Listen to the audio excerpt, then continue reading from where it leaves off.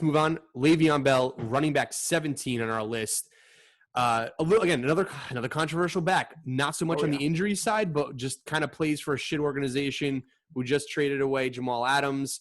Crazy, by the way. They got a haul for him. It was a smart move, I think, for New York.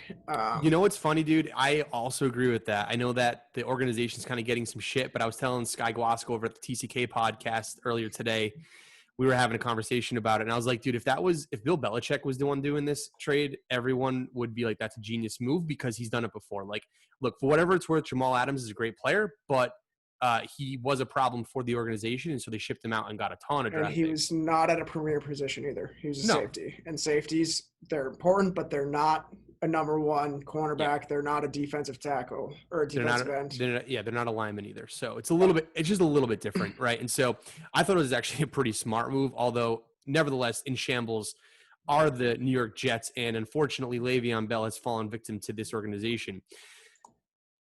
We have him at 17. He just clearly busted last year, just couldn't get quite the momentum he should have had, or at least had it in 2017 with the Steelers. Still had some of that PPR upside, though, and so I think a lot of people are expecting him to have a rebound year. I mean, the Jets went on a bit of a tear last season. They finished 7-9, surprisingly. I think they went like 1-8 in their first 9 games.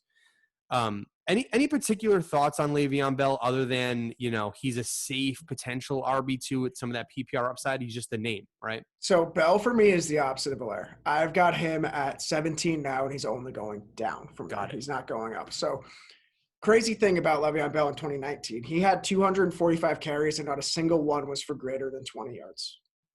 What? And then that's zero breakup percentage. Yeah, he had 66 receptions, and his longest reception was 23 yards. Right. So the explosiveness could be gone. The other thing is, and this hurts me to say for anyone who's a Jets fan, Adam Gase is going to use Frank Gore.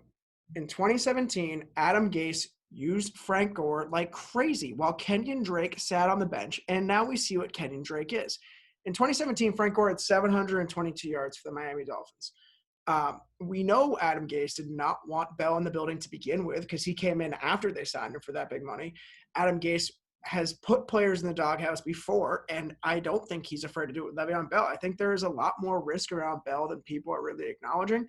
I don't think his volume is safe now with Frank Gore in there. They also drafted LaMichael Pirine, who's not a premier back, but can be used in the receiving game. If Adam Gase is going to be Adam Gase, you can't trust Le'Veon Bell. Sure. He hates his best players. He does. and Frank Gore is not efficient on the goal line, but what Buffalo did with Frank Gore on the goal line, I can't rule out the Jets doing.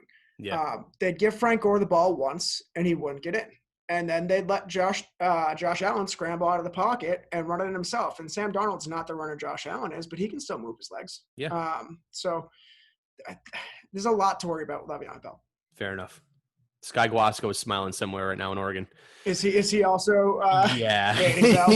he's one of those, like, he's basically waiting for Le'Veon Bell to get traded to the San Francisco 49ers. Oh wow. Yeah. That's his take. And then he's like, then I'll get him all day long. Oh yeah.